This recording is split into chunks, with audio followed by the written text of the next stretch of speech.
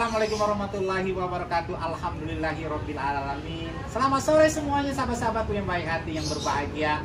Hari ini hari yang penuh dengan kebahagiaan. Karena kenapa? Hari ini saya kedatangan tamu yang sangat istimewa, silaturahmi ke kediaman saya di Pondok Indah. Dan Masya Allah, saya sangat bahagia sekali. Beliau-beliau ini adalah orang yang menjadi inspirasi kehidupan, menjadi sosok yang sangat sukses. Yang pastinya ada dua orang yang sangat inspiratif. Adalah Bang Ijek, Wakil Gubernur Sumatera Utara. Masya Allah, dan juga sepertinya adalah sangat inspiratifnya karena kenapa dia adalah sebelumnya seorang pengusaha sukses di kota Medan ya Bang ya? Apa di Sumatera Utara Bang? Enggak di mana-mana. Luar biasa sekali. Yang kedua, itu adalah seorang guru kita, seorang ustadz, dan tak boleh dipanggil ustadz. Karena kenapa? Karena berbicaranya dengan saya, kita panggil aja adalah seorang dokter Andian Parlindungan. Ya, Andian ya Pak Ustadz ya. Masya Allah, alhamdulillahirobbilalamin. Saya ingin sekali mengupas setajam silet. Seperti apa sih ilmu yang menjadikan kita untuk supaya tawadu, supaya kita bersyukur, supaya kita ridho akan ketetapan Allah terhadap apa? Terhadap COVID-19 yang melanda dunia, terutama Indonesia, dan kita sebagai hamba Allah menyikapinya seperti apa? Bagaimana pendapat dua orang ini mengenai dampak positif COVID? Bukan hanya dampak negatif, tapi pasti ada dampak positif. Dilihat dari keimanan, dilihat dari apapun lah pokoknya. Yang pasti bisa menjelaskan ini adalah Ustadz Andian Parlindungan, dokter, dan yang kedua adalah Bang Ijek. Saya akan persilakan Pak Ustadz Dr. Andian Parlindungan, seperti apa sih dampak positifnya melihat daripada COVID-19 ini? Halo guys. Hai bro dan semua. Halo guys. Gue pengen ajak dua orang ini agak kekinian dan milenial. Pastinya mereka udah milenial kok pokoknya. Yang pasti kita tidak ada formal-formalan, kita santai saja. Ya terutama buat seorang birokrat sekarang ini. Santai saja. Tapi sebelumnya dia pengusaha kok. Sampai sini nggak jadi wagub lagi. Oke, Pak Ustadz, silakan Pak Ustadz. Ya, halo. Assalamualaikum warahmatullahi wabarakatuh. Ya, Mas Fitno, Bang Ijek, sahabat-sahabat saya, sahabat-sahabat yang luar biasa dan sudah bertahun-tahun kita. Masya Allah, ya, alhamdulillah. Beliau ini juga adalah bukan hanya sahabat, saudara saya. Ya, alhamdulillah kita bisa dipertemukan di sini di rumah The Rich Man. Masya Allah. Mohon ampun saya kepada Allah, mohon ampun. Ya, segala puji hanya milik Allah Subhanahu wa taala. Titipan. Oke. Tadi dia ketemu lagi sholat Jumat. Oke. Terus begitu selesai sholat Jumat saya suruh datang ke sini. Mau ngapain? Membahas mengenai COVID-19, ya COVID-19. Nah, saya nangani beberapa orang, Mas Firman bagi Jack, orang-orang yang terpapar, bukan terpapar COVID, tapi terpapar psikosomatik. Apa itu psikosomatik? Psikosomatik itu kondisi kejiwaan yang berhubungan dengan gejala fisik. Wow.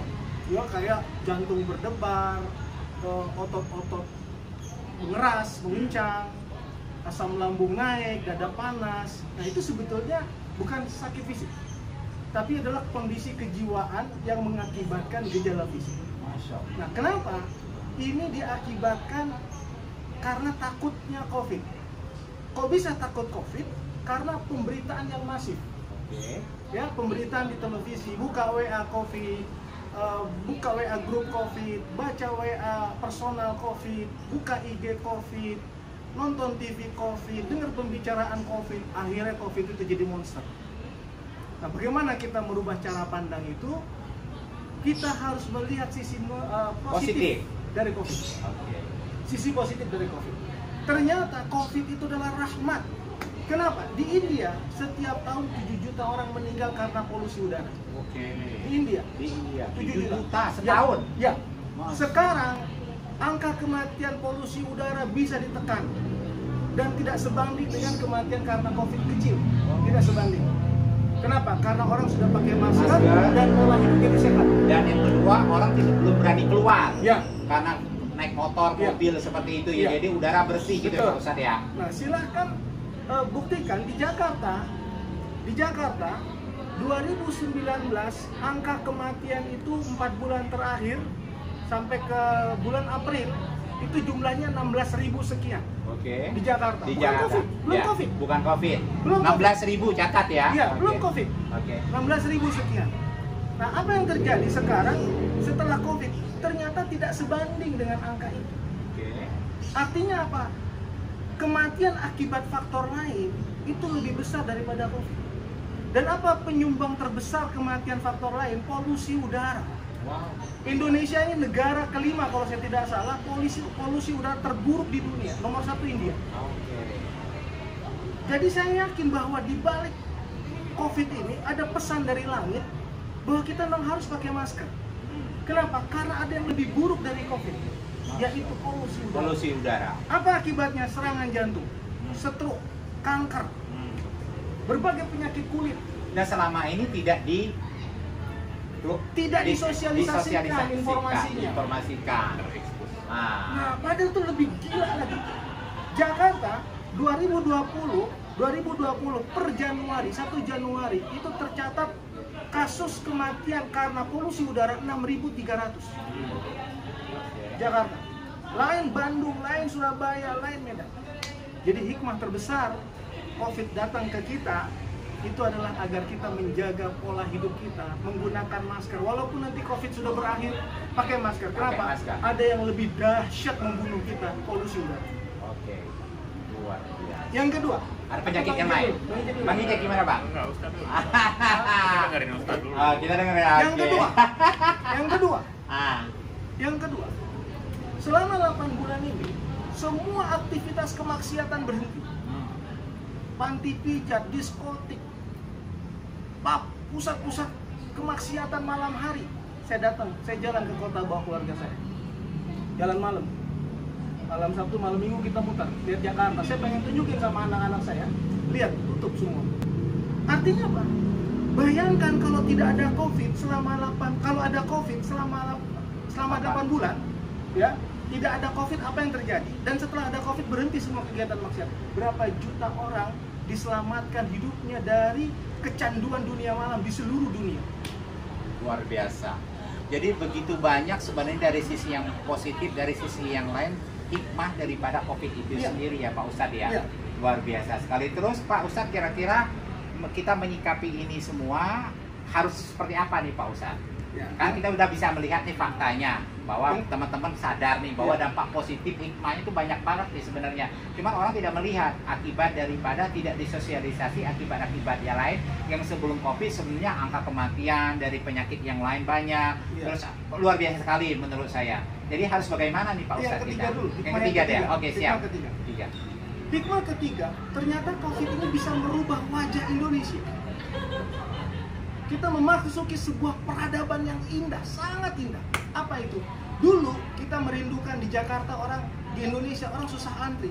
Sekarang orang bisa antri. Di Carrefour antri, di Indomaret antri. Iya benar. Di kasir-kasir bank semua orang Iya, antri. Bang. Disiplin ya. Budaya antri luar Kebersihan biasa. ya. Budaya bersih luar biasa. Wah, Masya Allah. Nah, dulu benar orang banget. merindukan transportasi seperti di Korea. Iya. Sekarang silahkan naik MRT, nyaman.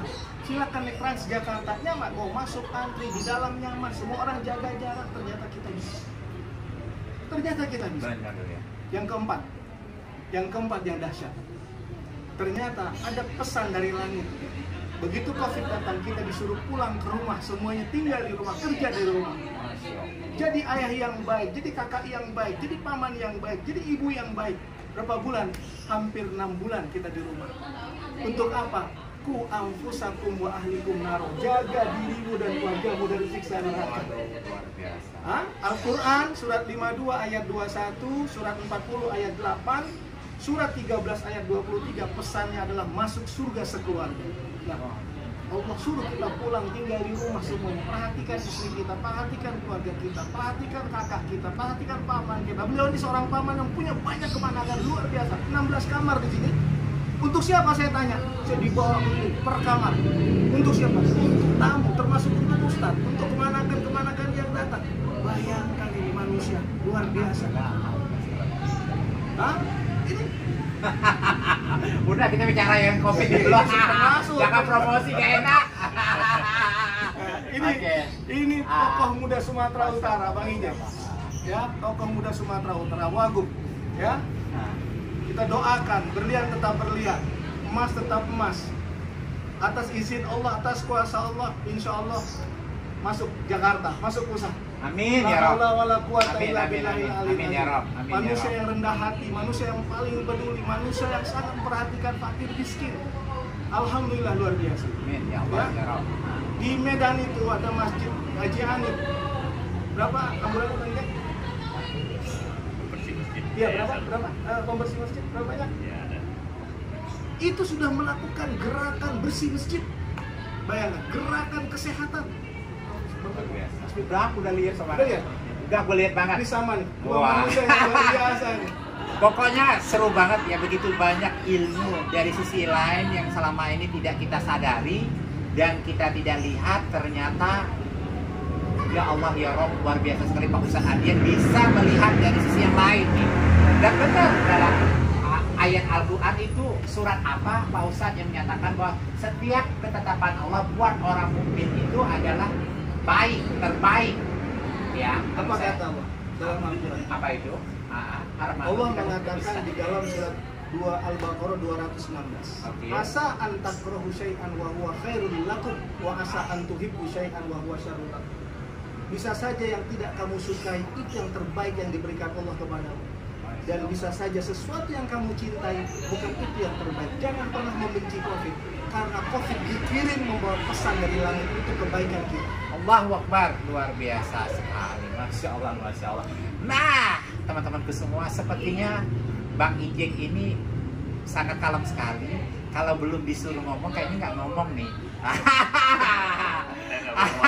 Pak Ustadz, saya pengen Bang Ijek ngobrol dulu sedikit ya. Nah, sekarang saya pengen beri kesempatan sama Pak Ustadz aja, mau kira-kira, oke aja. Bang Ijek, ya Bang Ijek ini sudah sukses sebagai pengusaha. Sekarang alhamdulillah juga sekarang menjabat sebagai Wakil Gubernur Sumatera Utara. Sepertinya kalau dilihat dari profilingnya, bukan sepertinya ya, faktanya Masya Allah luar biasa sekali. Selalu mendapatkan kebaikan, ya mulai dari orang tua, keluarga, dan sekarang Bang Ijek semua. Bang Ijek sendiri melihat kehidupan kita sebagai hamba Allah itu harusnya seperti apa sih Bang? Itu sebagai hamba Allah untuk kita hidup di dunia ini seperti apa sih Bang? Kira-kira Bang?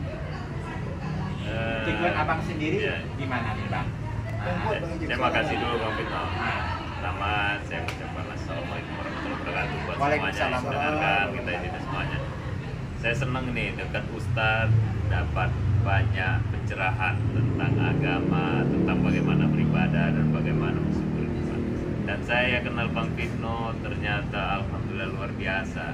Ternyata saya tak ada apa-apanya dibandingkan Bang Mohon Fitno. ampun ya Rob, segala puji hanya milik Allah. Benar, Mohon karena ampun Bang ya Allah, Fitno mohon ampun, banyak mohon ampun. berbagi sama orang, banyak ampun. mensyukuri nikmat, dan setiap saya bicara selalu menyebutkan nama Allah, kebesaran Allah, semuanya dititipkan Allah. Betul, kita semuanya ini sementara di dunia ini. Saya sering dengar ceramah Ustadz, kehidupan yang kekal nanti itu di akhirat. Pastinya ini kesempatan kita hidup di dunia, haruslah kita berbuat kebaikan dan bisa bermanfaat bagi seluruh umat, bagi seluruh makhluk hidup. Dan kalau cerita tadi dibilang Ustadz bagaimana COVID ini hikmah untuk kita, saya berbicara secara pribadi saja, memang saya rasakan ada hikmah yang begitu besar setelah COVID melanda dunia Indonesia, bahkan di sekitar Sumatera Utara, dan di rumah pun kita rasa takutnya kita akhirnya membuat kita semuanya berhati-hati karena rasa takutnya, karena COVID itu awal Ustadz Bang Fitno kan kesannya kena COVID meninggal. Iya, iya. Jadi semua orang kalau udah dibilang meninggal takut rasanya. Takutnya kenapa? Saya juga takut karena apa? Saya merasa belum cukup bekal yang saya bawa di akhirat nanti.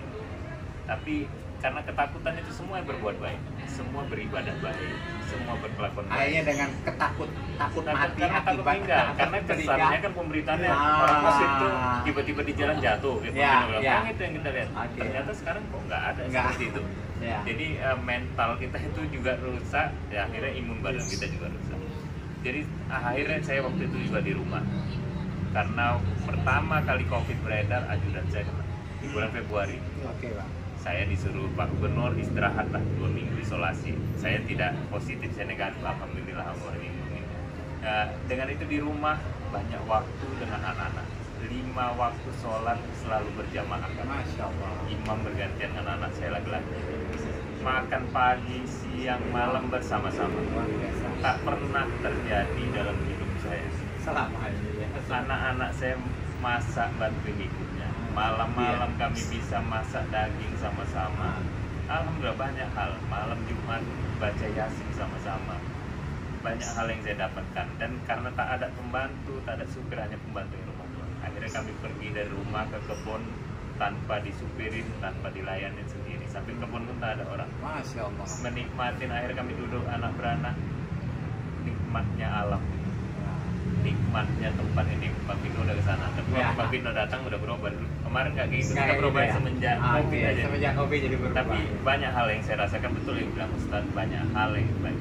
Jadi apapun yang ujian Allah pada kita semuanya, janganlah pernah berburuk sangka pada Allah. Iya. Pasti semuanya ada kebaikan. Nah, Tinggal kita saja, apakah kita mau semakin dekat pada Allah ataukah kita semakin jauh dari Allah. Tapi saya yakin semuanya itu ada kebaikan. Seperti halnya yang terjadi kita saat ini. Bagi saya pemerintah juga, saya sampaikan baik dengan Pak Gubernur ataupun dengan kawan-kawan yang lain. Ini introspeksi juga kita sebagai pemerintahan, saya bilang. Ternyata kenapa?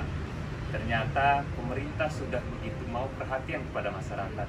Ternyata kita harus perbaikin sistem kita yang ternyata data kependudukan sejahtera kita tidak valid, tidak up to date. Akhirnya pada saat mau membagi kegiatan bantuan sosial ke masyarakat tidak tepat sasaran.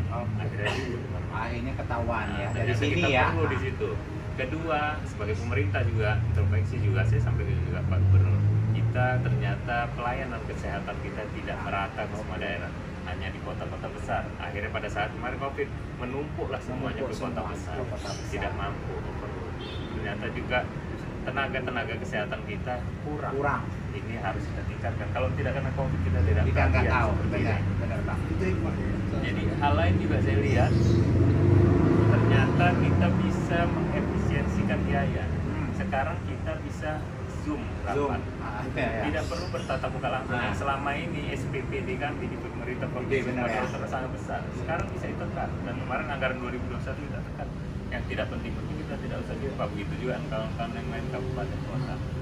Ya akhirnya kita lihat juga sekarang ternyata dengan olahraga diwajibkan untuk kita sehat. Makanya kemarin saya jumpa Menpora, saya bilang Pak, harus nanti ngomongan presiden, saya bilang ke Boni, anggaran olahraga ini yang perlu ditingkatkan Iya, supaya rakyat kita olahraga sehat, supaya semuanya yang lain tidak Ya, banyak terpapar benar. sakit. Ini dari segi pemerintah, tapi dari untuk kehidupan banyak hal memang yang harus kita ambil hikmahnya dan kita lihat positif dan pandangan baik kita kepada Allah Subhanahu wa taala, karena kita muslim. Saya yakin semuanya kita makhluk umat beragama, kita yakin kita punya Tuhan, dan yakinlah apapun yang terjadi kalau tidak karena izin Allah, izin Tuhan tidak bisa terjadi. Mungkin itu Bang Pino. Wes keren banget, Masya Allah, Allahu Akbar, luar biasa dan biasa di luar Biasa sepertinya.